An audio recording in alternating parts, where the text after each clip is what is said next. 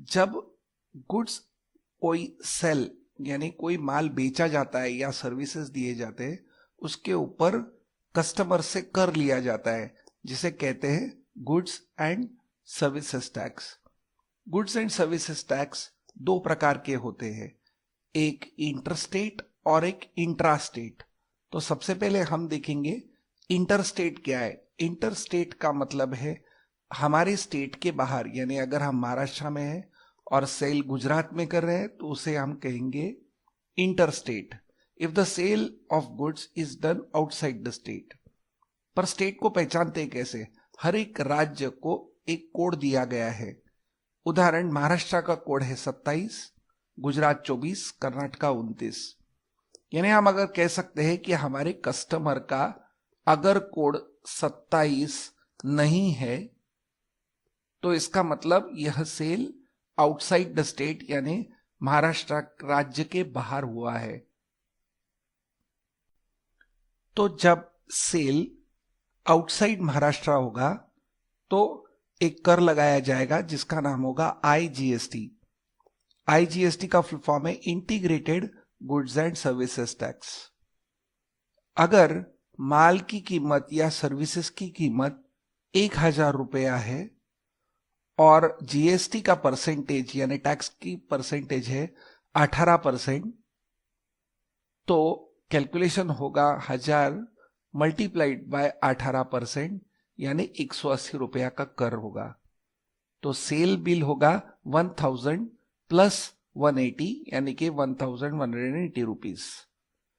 तो 180 रुपया ये आईजीएसटी करके लिया जाएगा जब आउटसाइड महाराष्ट्र यानी कि इंटरस्टेट सेल्स होगा। और जब भी सेल इनसाइड द स्टेट किया जाएगा उसे कहा जाएगा इंट्रास्टेट। हम महाराष्ट्र में हैं और हमारा कस्टमर भी महाराष्ट्र में है।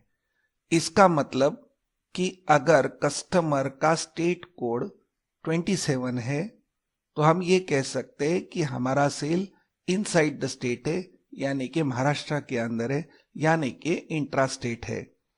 ऐसे कंडीशन में दो कर लागू होते हैं। पहला है सीजीएसटी और एसजीएसटी। सीजीएसटी का मतलब है central goods and services tax, state goods and service tax है एसजीएसटी। अब हम कैलकुलेशन समझेंगे। अगर गुड्स की सेल्स की वैल्यू है 1000 रुपीज और जीएसटी परसेंटेज 18 है, इसका मतलब टोटल कर हो जाएगा 180, बिल्कुल आईजीएसटी की तरह ही। पर ये 180 का बंटवारा आधा आधा किया जाएगा केंद्र सरकार और राज्य सरकार के बीच में। इसके लिए सीजीएसटी होगा 90 रुपया और एसजीएसटी होगा 90 रुपया। टोटल टैक्स हुआ था 180 जो आधे आधे में बांटा गया सीजीएसटी और एसजीएसटी में। तो अब हम यह कह सकते हैं कि अगर गुड्स की कॉस्ट 1000 है और टैक्स का परसेंटेज 18% है, तो हम ये कह सकते हैं कि इफ यानी अगर स्टेट कोड 27 है तो सीजीएसटी यानी central goods and service tax होगा 1000 इंटू टैक्स का परसेंटेज का आधा यानी 1000 इंटू 18% डिवाइडेड बाय 2। इसका आंसर आएगा 90। एसजीएसटी और सीजीएसटी बराबर ही होगा, तो SGST is equal to CGST is equal to 90, यानी सीजीएसटी होगा 90, एसजीएसटी होगा 90। वरना यानी एल्स अगर स्टेट कोड 27 है तो ये कंडीशन है, नहीं तो आईजीएसटी होगा 1000 इंटू 18% यानी 180 रुपीज। कहने का मतलब ये क्लियर हो गया कि महाराष्ट्र के अंदर अगर सेल होगा यानी स्टेट कोड 27 है तो टैक्स का परसेंटेज आधा आधा करके सीजीएसटी एसजीएसटी में बांटा जाएगा, और महाराष्ट्र के बाहर है तो कंप्लीट जीएसटी परसेंटेज कैलकुलेट करके अमाउंट आएगा।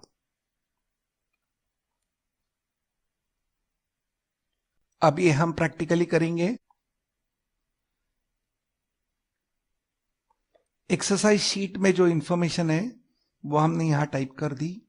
इनवॉइस नंबर, डेट, कस्टमर का नाम, स्टेट कोड, जीएसटी का रेट यानी टैक्स का परसेंटेज, टैक्स की वैल्यू, किसके ऊपर टैक्स कैलकुलेट करना है, सीजीएसटी, एसजीएसटी अगर महाराष्ट्र के अंदर सेल है, आईजीएसटी अगर महाराष्ट्र के बाहर है, और टोटल अमाउंट।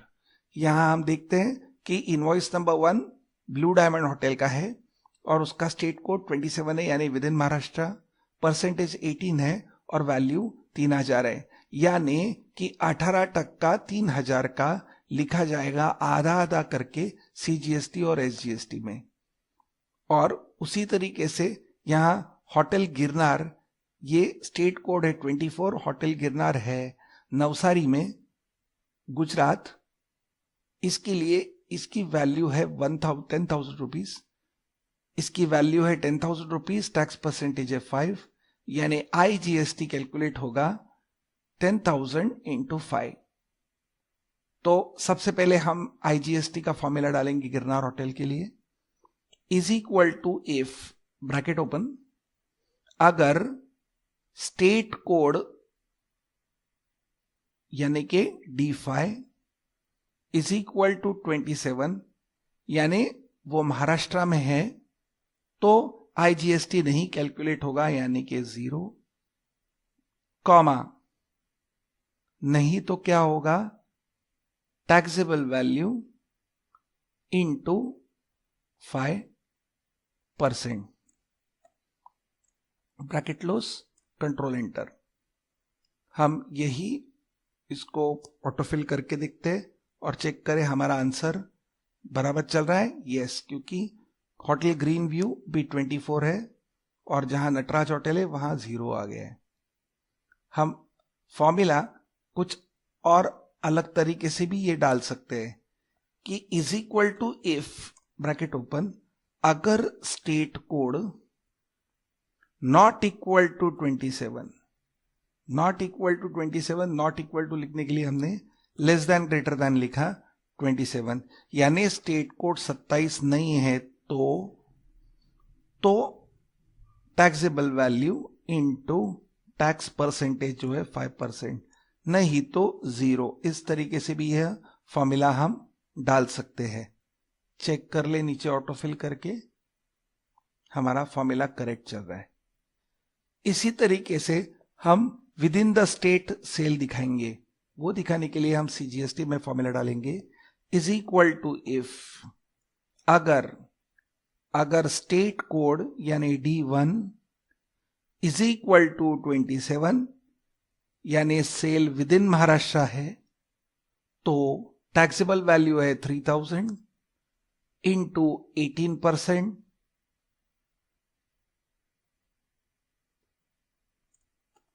पर हमने सीखा था कि जो टोटल टैक्स वैल्यू आती है उसको डिवाइड किया जाता है आधा आधा सीजीएसटी और एसजीएसटी में। इसके लिए हम इसके आगे देंगे डिवाइडेड बाय 2, नहीं तो 0, कंट्रोल एंटर। वापस देख ले फॉर्मूला, अगर स्टेट कोड जो D3 में है 27 है तो इसका मतलब वो इनसाइड महाराष्ट्र है, तो टैक्स कैलकुलेट करेंगे taxable value multiplied by tax percentage का आधा, और अगर 27 नहीं है तो वो आईजीएसटी होगा, इसके लिए सीजीएसटी हो जाएगा 0, कंट्रोल एंटर, ऑटोफिल कर लें। अब हम देंगे एसजीएसटी का formula, is equal to CGST, control enter, autofill कर लेंगे।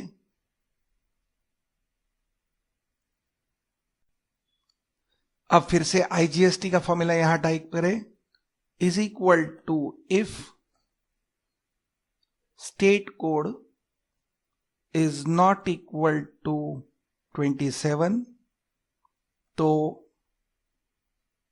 Tax value into tax percentage, नहीं तो 0, ब्रैकेट क्लोज, कंट्रोल एंटर।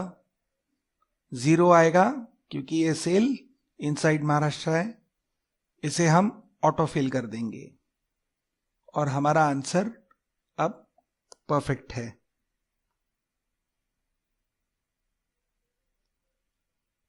अब हम टोटल टैक्स अमाउंट कैलकुलेट करेंगे।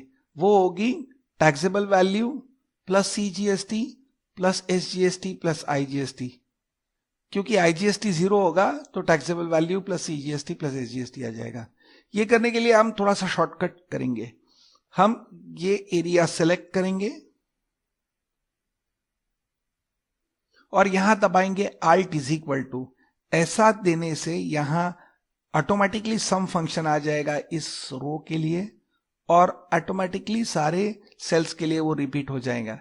करके देखेंगे Alt इज इक्वल टू और हमारा ऑटोमेटिकली सम फंक्शन अप्लाई हो गया। चेक करें।